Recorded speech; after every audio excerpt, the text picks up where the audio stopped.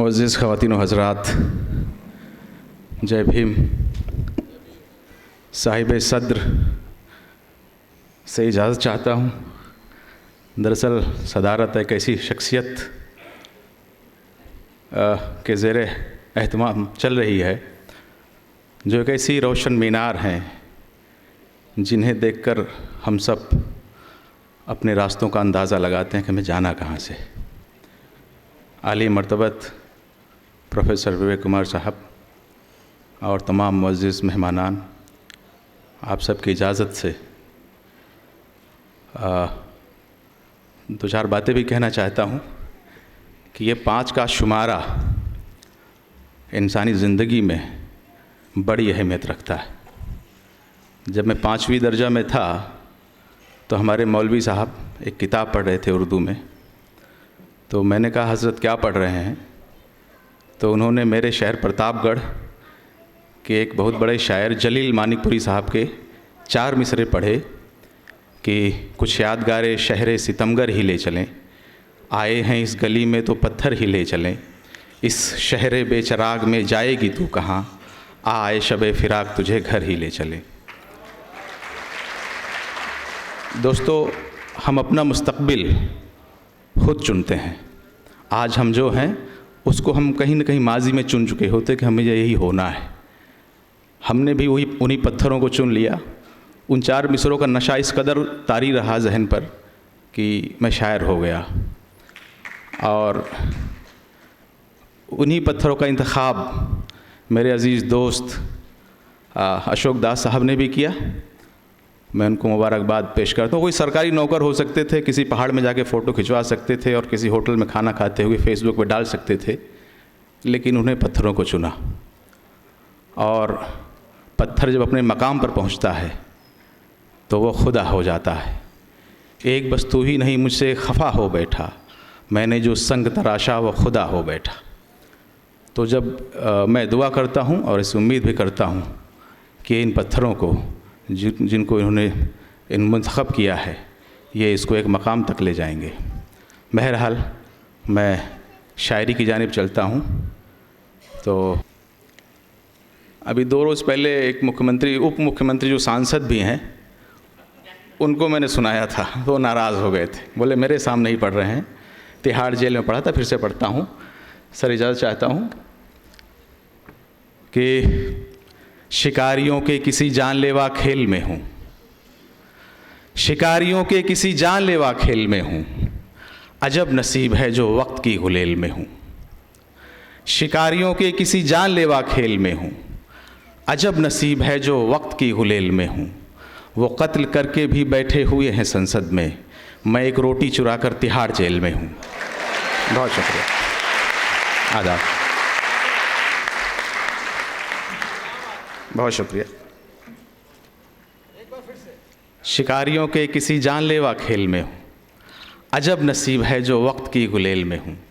वो कत्ल करके भी बैठे हुए हैं संसद में, मैं एक रोटी चुरा कर तिहाड़ जेल में हूँ।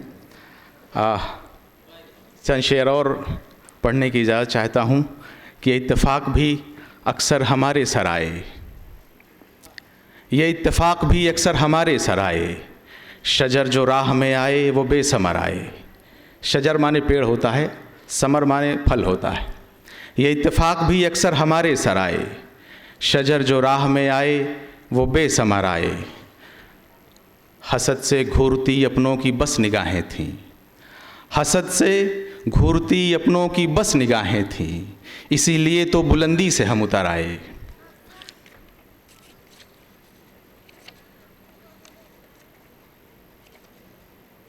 दयारे क़ल्ब से उसके निकल रहा हूँ मैं।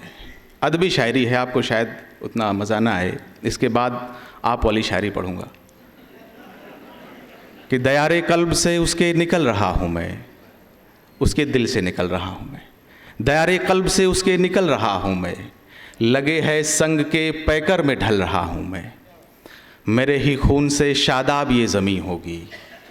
सर की नज़र करता हूँ ये शेर की, मेरे ही खून से शादाब ये ज़मीं होगी।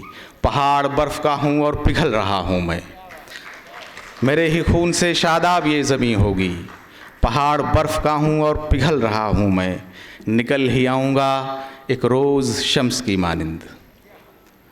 ये अपनी सियासी रहनुमा की नज़र करता हूँ कि निकल ही आऊँगा एक रोज़ शम्स, शम्स माने सूरज होता है, फारसी में शम्स कहते हैं सूरज को। निकल ही आऊँगा एक रोज़ शम्स की मानिंद, समझ रहा है ज़माना कि ढल रहा हूँ मैं। आप लोग समझ नहीं पाए। निकल ही आऊँगा एक रोज़ शम्स की मानिंद, समझ रहा है ज़माना कि ढल रहा हूँ मैं। सूरज ढलता भी है और फिर से निकलता है, इसका ये था। बहरहाल कांशीराम जी पे एक नज़्म, जी आपके मतलब पे आ गया हज़रत। दरअसल सर का ही हुक्म था कि हमारी कौम में अदब का ज़ौक़ नहीं है, साहित्य का ज़ौक़ नहीं है, तो उसमें कुछ इजाफ़ा किया जाए। तो ये जानबूझकर हमने ये कोशिश की, आप लोग थोड़ा, बहुत शुक्रिया आप सब। एक मतले से आगाज़ करता हूँ कि जो बदनुमा है नज़र में कहीं हसीन ना हो, जो बदनुमा है नज़र में कहीं हसीन ना हो, हमें करीब से देखे जो दूरबीन ना हो। दूरबीन का मतलब होता है जिसकी नज़र दूर तक है, दूरबीन वो आँख में लगाने वाले को भी कहते हैं, लेकिन दूरबीन जो दूर तक देख सकता है। जो बदनुमा है नज़र में कहीं हसीन ना हो, हमें करीब से देखे जो दूरबीन ना हो।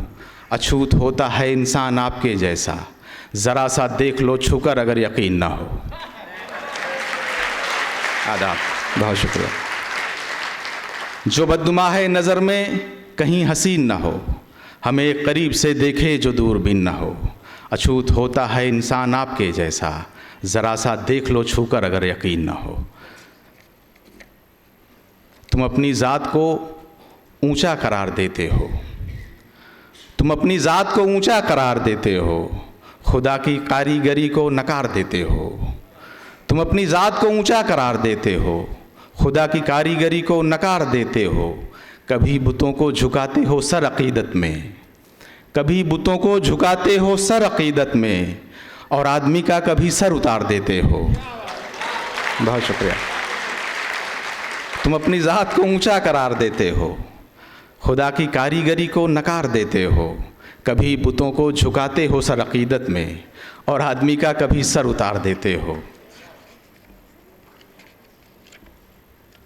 कांशीराम साहब पे आता हूँ। एक बहुत हल्की फुल्की गज़ल, मुसलसल गज़ल इसको कहा जाता है। जब एक मौजू पर कहा जाता है तो उसको मुसलसल गज़ल कहा जाता है। 2-3 शेर उसके पढ़ने की इजाज़त चाहता हूँ। कि तेरे मुस्तक़बिल न बदलेंगे कभी पूजा भजन, आपके मतलब कि तेरे मुस्तक़बिल न बदलेंगे कभी पूजा भजन, देख ले कुछ और दिन तू पूज के राम और लखन। तेरे मुस्तक़बिल न बदलेंगे कभी पूजा भजन, देख ले कुछ और दिन तू पूज कर राम और लखन।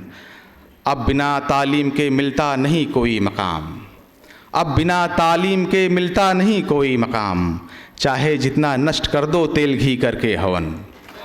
अब बिना तालीम के मिलता नहीं कोई मकाम, अब बिना तालीम के मिलता नहीं कोई मकाम, चाहे जितना नष्ट कर दो तेल घी करके हवन। और हिंदुओं के बीच में तो नीच ही कहलाओगे, हिंदुओं के बीच में तो नीच ही कहलाओगे, चाहे जितना ज़ोर से गाते रहो शूद्रों भजन। हिंदुओं के बीच में तो नीच ही कहलाओगे, चाहे जितना ज़ोर से गाते रहो शूद्रों भजन।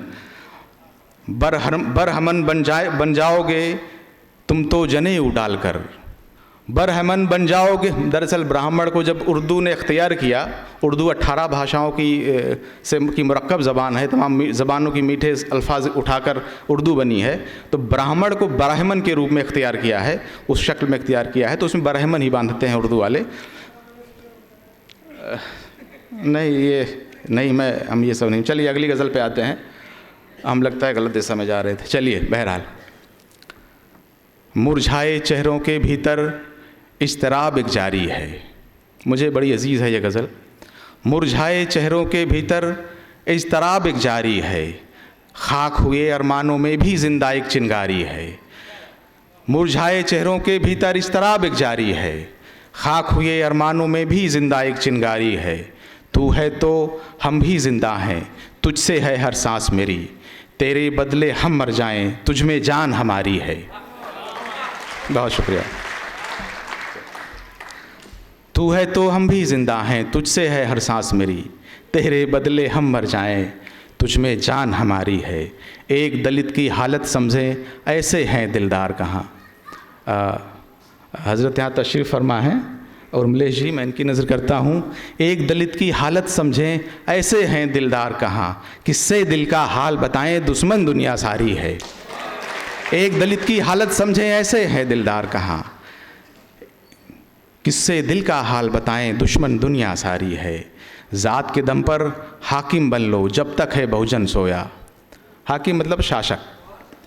ज़ात के दम पर हाकिम बन लो, जब तक है बहुजन सोया, जाग गया तो बच न सकोगे, ये तलवार दुधारी है। बहुत शुक्रिया।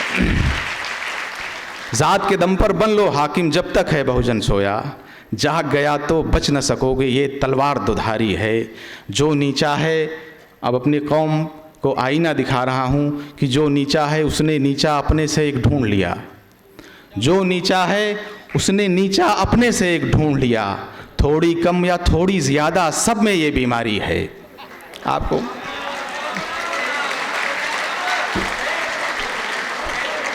बहुत देर से पहुंच रहा है आप तक ये मेरी बात। ट्यूबलाइट एक पिक्चर रिलीज हो रही है। जी, जो नीचा है उसने नीचा अपने से एक ढूंढ लिया। थोड़ी कम या थोड़ी ज़्यादा, सबको ये बीमारी है। और सारे ऊंची ज़ात बनो, ऐसी ऊंचाई का क्या काम, सारे ऊंची ज़ात बनो। मैं जानता हूँ, जब मैं बहुत पहले भी मैं स्कूल में गया तो नाम लिखाया गया राजीव, तो पिताजी ने राजीव लिखवाया नाम, तो मास्टर साहब ने अपने आप नाम के आगे कोरी लिख दिया। शायद वो तरस खा गए कि चमार है तो इसके आगे कोरी लिख दिया जाए तो थोड़ा बेहतर हो जाएगा। और देखते देखते कोरी एक बिरादरी बन गई। हमसे पहले से सिलसिला जारी था, बहुत कोरी। आज एक राष्ट्रपति डिक्लेयर हुए तो वो कह रहा है ये कोली हैं। दैनिक जागरण लिख रहा है कि ये कोली है जो दलितों में लानत है, ऐसे पत्रकारों पर जो इस तरह की बातें अफवाह फैला रहे हैं और कौम को बांटने का काम करते हैं। दैनिक जागरण ने लिखा कि दलितों में इसकी तादाद 3-3.5% ऐसे कुछ है, बाकायदा उसमें ये लिखा। मेरे चाचा वगैरह आज भी कोरी लिखते हैं। समाज हमारा जो है कोरी से गौतम पे आ गया है, कुछ लोग छूट गए हैं। बहरहाल, जो नीचा है उसने नीचा अपने से एक ढूंढ लिया। थोड़ी कम या थोड़ी ज़्यादा, सबको ये बीमारी है। और सारे ऊंची ज़ात बनो, ऐसी ऊंचाई का क्या काम, जो सबसे नीची रह जाए, समझो कौम हमारी है। बहुत शुक्रिया। सारे ऊंची ज़ात बनो, ऐसी ऊंचाई का क्या काम, जो सबसे नीची रह जाए, समझो कौम हमारी है। और मैं अपने हीरो के नाम एक गज़ल पढ़ के अपनी जगह लूँगा। दोस्तों, आपने मुझे बहुत बर्दाश्त किया। जब वो इंतकाल हुआ था उनका, उसी दौरान ये गज़ल हुई थी कि ये कांशी राम गए आप क्या ज़माने से, कांशी राम गए आप क्या ज़माने से, तमाम लोग रह गए हुकूक पाने से। नहीं समझ पाए? जो हक होता है, हक माने अधिकार, और उसका फुल फॉर्म क्या कहते हैं, बहुवचन होता है हुकूक। कांशी राम गए आप क्या ज़माने से, तमाम लोग रह गए हुकूक पाने से। हज़ारों साल ज़माना न भूल पाएगा, हज़ारों साल ज़माना न भूल पाएगा, तो मिट न पाएगा इस कौम के फसाने से। बहुत शुक्रिया, आदाब। कांशी राम गए आप क्या ज़माने से, ज़माना तमाम लोग रह गए हुकूक पाने से। हज़ारों साल ज़माना न भूल पाएगा, तो मिट न पाएगा इस कौम के फसाने से। हर एक सिमत यहाँ तिरगी सी फैली है, अंधेरा। हर एक सिमत यहाँ तिरगी सी फैली है, ये कौन शख्स है जो उठ गया ज़माने से। हर एक सिमत यहाँ तिरगी सी फैली है, ये कौन शख्स है जो उठ गया ज़माने से। वो एक मशाल जो तूने जला के छोड़ी है, वो एक मशाल जो तूने जला के छोड़ी है, न बुझ सकेगी वो तूफ़ान के बुझाने से। बहुत शुक्रिया, आप तक पहुंच गई। वो एक मशाल जो तुमने जला के छोड़ी है, न बुझ सकेगी ये तूफ़ान के बुझाने से। तमाम उम्र निगहबान आप थे जिनके, निगहबान मतलब उनकी क्या कहते हैं, नज़र रखने वाले, जो हिफाजत करने के लिए, पहरेदार। तमाम उम्र निगहबान आप थे जिनके, बचेंगे लोग वो कैसे फरेब खाने से। तमाम उम्र निगहबान आप थे जिनके, बचेंगे लोग वो कैसे फरेब खाने से। दोस्तों, सिर्फ इस प्रोग्राम में शामिल होने के लिए मैं प्रतापगढ़ से आया हूँ। मैं प्रतापगढ़ में था और बहुत शुक्रिया आपका। और कोई रिजर्वेशन नहीं है, मुझे जाना है बराह रास्त यहाँ से स्टेशन। और प्रतापगढ़ के एक बहुत बड़े शायर थे कैसरुल जाफरी। मैं चाहता हूँ प्रतापगढ़ मेरे शहर को भी फ़रोग़ मिले। उनकी गज़लें और नज़में आप सब जानते हैं, उनका नाम नहीं जानते थे। उन्होंने कहा है, मेरी मंजिल है कहाँ, मेरा ठिकाना है कहाँ, सुबह तक तुझसे बिछड़कर मुझे जाना है कहाँ, सोचने के लिए एक रात का मौका दे दे, हम तेरे शहर में आए हैं मुसाफिर की तरह।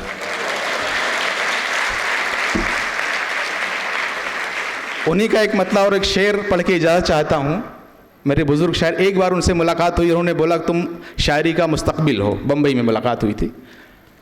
उन्होंने कहा है कि कुछ यादगारे शहर सितमगर ही ले चलें। नहीं, ये तो जलील मानीपुरी साहब का है। चलिए, बहरहाल ज़हन से निकल गया। खुदा हाफिज़, जय भीम।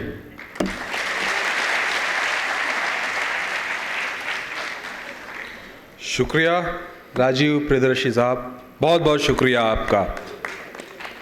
ज़ोरदार तालियों से राजीव प्रियदर्शी का स्वागत करें आप लोग। अब हम कार्यक्रम के लगभग आखिरी पड़ाव पे पहुंचने वाले हैं।